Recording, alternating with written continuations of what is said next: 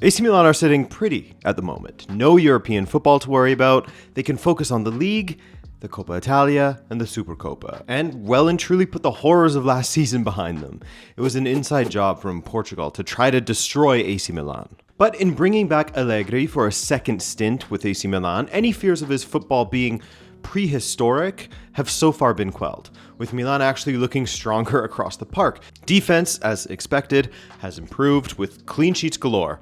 The midfield, it's a brand new midfield with a trusted soldier as well as one of the greatest midfielders of the modern age. That certainly helps. And as a bonus, AC Milan's attack is firing as well, with a familiar hero driving that part of the pitch forward, carrying the load and ensuring the attack is thriving despite the rest of his attacking teammates lacking a little bit. Right now, AC Milan are performing above expectations, or at least the expectations that have been built under the relatively new ownership, Redbird. Not the expectations that a club of Milan's history should have, right? So what's behind that? For this one, I have Martino Puccio, a friend of the channel and co-host of That Milan podcast, which is linked below, and is growing all the time. Be sure to check them out if you're looking for previews, reviews, and just general top-tier Milan coverage. Also, if you yourself want to watch Serie A, then you can absolutely catch it on DAZN in select territories such as in Canada and in Spanish in the USA. If you want to check that out, use the link in the description. Okay? Let's go.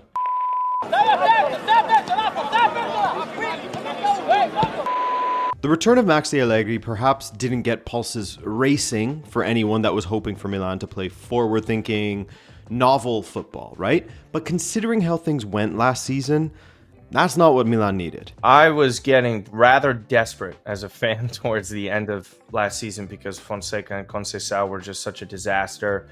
Foreign managers tend to struggle in Serie A, so what I was looking at as options was Allegri. And he was just one of those options that I thought, okay, this is someone who could at least get results. Results were the absolute priority for AC Milan. A year without European football is both, on the one hand, an embarrassment for a club of AC Milan stature, but on the other hand, a necessary reality check in order to get themselves into a better place.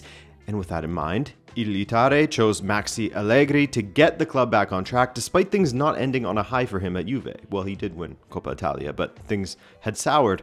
And the pursuit of Thiago Motta was seen at the time as the pursuit of a welcome breath of fresh air in comparison to Allegri's style at Juve. That didn't go well in the end, but anyway. His play style was definitely antiquated for Europe, but within Serie A, after you miss Europe entirely, you need someone who can come in, get results, that is reliable, even knows the club because of his past history with managing them. So did I necessarily think they would hit the ground running like this? No, but I'm not surprised that they're getting results in general because there's enough talent on this team playing once a week with a manager like this who's done very well in the league. Speaking of Tade, the squad needed a lot of work, and with owners like Redbird who aren't willing to just spend cash. Sales are necessary to facilitate signings, and so once again, a top Milan talent in Reinders and what had been a solid squad player in Ciao were being sacrificed in order to build the squad. Selling off a player like Tijani Reinders was pretty difficult for the fan base to digest, simply because it was another good player that the fans loved and adored, and he ends up leaving for a lot of money, and some fans thought not for a lot. But I don't think they fully addressed the striker position. Loaning out Camarda made a lot of sense. Santi Jimenez obviously has struggled. I think that has been an issue for them. We saw yesterday with that match against Juve that they have inconsistent finishing. Leao and Nkunku and Pulisic are, more of wide players, and Nkunku a little bit more central, but he's also not an out-and-out 9. So I think that was a problem, addressing that. The backline in general is a bit of a worry amongst Milanisti. Depth in the center-back positions, plus added depth at both the left wing back and right wing back positions will need to be addressed in future windows. If injuries strike, the backline could be in trouble. However, an area of the pitch that has seen nearly wholesale change, not just in personnel, but in performance as well, is the midfield. Midfield was a complete revamp. I loved almost every single move that they made there, so I don't really have any issues with it, but they're still lacking depth in certain areas, but that's on them and their squad building in recent years. Almost every single signing that they had after the Tonali sale has been out the door, So, they need more hits than misses these days. And so far, so good after this summer. Well, there are some worries when it comes to depth in the back line, not just depth, but quality depth, right? There's a difference there. One of the saving graces for AC Milan, or maybe better to say a blessing in disguise, is in fact that they don't have European football to worry about. Something that is an additional 8+ matches at the minimum on the schedule of anyone competing in the new league phases of the UEFA competitions. 10-man Milan, hold on. Napoli are beaten in Serie A. So as Martino said earlier, the expectation with Allegri was absolutely that he would steady the ship after the two Portuguese managers from last season were a complete bust, threatened to sink the ship. They saw Milan to an 8th place finish outside of the European places, as we know. And steady the ship Allegri has, because when you look at Milan's results this season, 2 of the 3 goals they have conceded were in their opening match day loss to Cremonese, the other in their 2-1 win over Napoli. Other than that, Milan have 6 clean sheets from 8 matches this season. The back 3 is looking better. Mike Mignan is back to making massive saves for them. That save against Gatti, whew, wow. But also, I think the midfield plays a huge part into the defensive solidity. Last year, the midfield was just a gaping hole centrally because they're playing a double pivot system where it's Reinders and Loftus-Cheek at times, or Yunus Musa. None of them are good defensive midfielders or naturalized defensive midfielders. So when they leave these huge acres of space centrally, teams can counterattack Milan, and we saw how poor they were defensively. And that makes life difficult for the center backs and even Mike Maignan. Improving that midfield has been immense because Rabiot and Modric, as old as they are, even though there's a 10-year gap between them, which is crazy to say, they've been incredible. Modric can play anywhere, any league, anytime. He's just one of the greatest aging stars, I think, in sports history.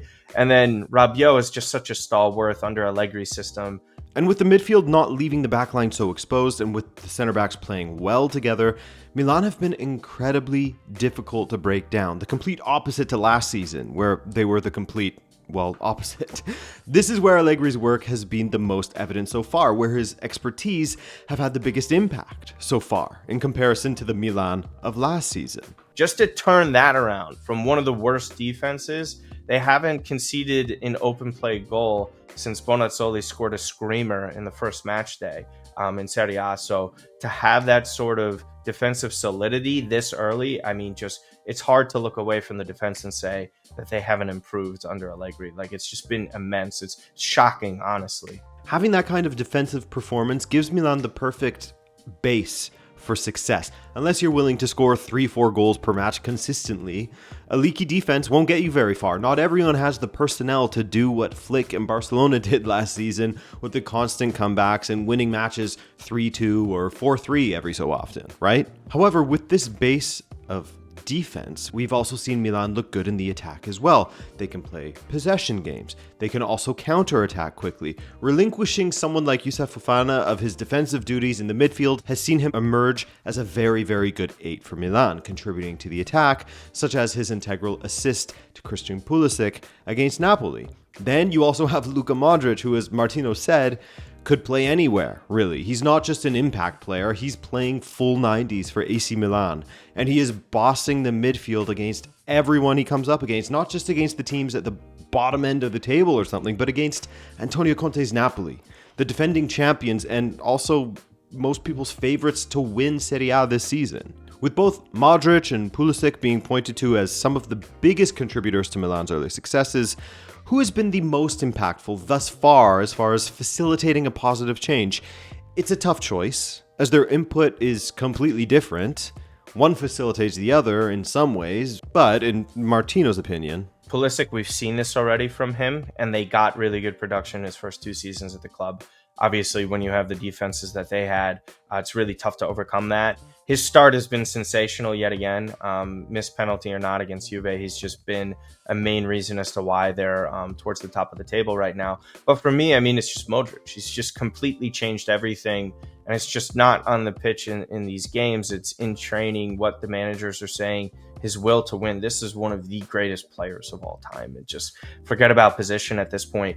To have this level of improvement, and some people a lot of fans were worrisome about him joining. And I was just trying to warn them all the time. If you saw Real Madrid last year, even if he wasn't starting all the time, he played a lot of minutes in a lot of games, and he was stepping up, doing so many different things, whether it was his passing range, set pieces, scoring goals. He was doing a little bit of everything. And what we've seen immediately at Milan has just been his creation, as well as the defensive work rate. His positioning has been great. A guy like that lifts the spirits of the team. So Christian Pulisic doing well at AC Milan, not the biggest surprise out there, as he has the pedigree at this point since moving to the club a few years ago. Since arriving in Serie A in the summer of 2023, Pulisic has contributed to 46 goals. No other player has contributed that amount in Serie A in that time frame. Not even Lautaro Martinez. Luka Modric balling out. Look, with what we've seen this man do with Croatia, what we saw him do so consistently at Real Madrid, I mean, shame on us, shame on anyone who didn't back him to do well at AC Milan or who had counted him out prior to playing, right?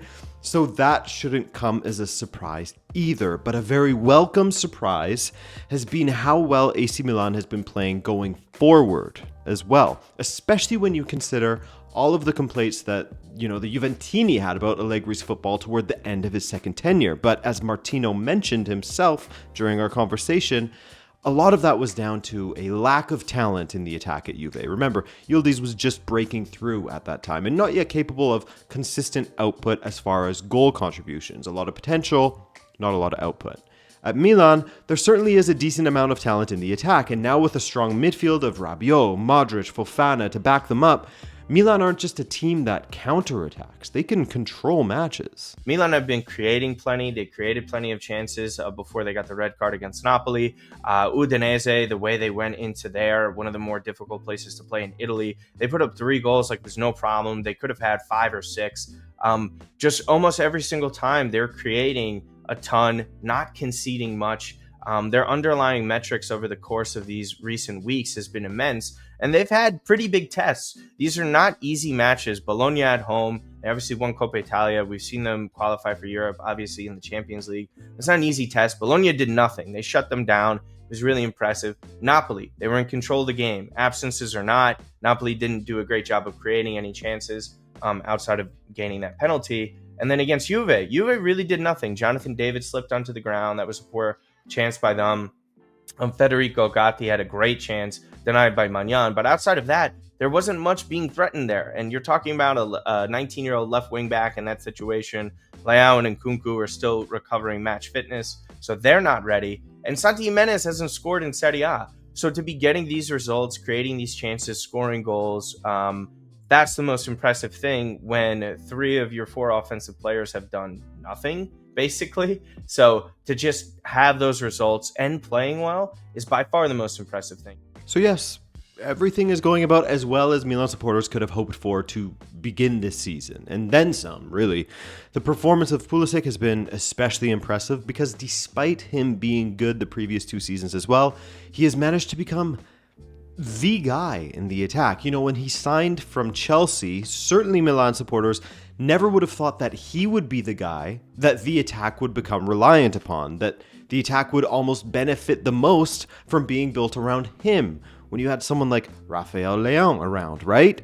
Just as I'm sure plenty of them wouldn't have thought that this team that floundered so much last season would go on to control matches so well at the beginning of this nascent Serie A campaign. The defensive solidity, surely that would have been part of the expectations, yes, but overall, Allegri and co. are doing a fantastic job in more than just defense. I think most would have seen Allegri's signing as a safe bet for Milan in order for them to find themselves back in Europe again, but now some Serie A enjoyers are even seeing them as a sneaky pick to potentially steal the Scudetto from under the noses of Napoli or Inter, as they are busy with their Champions League campaigns.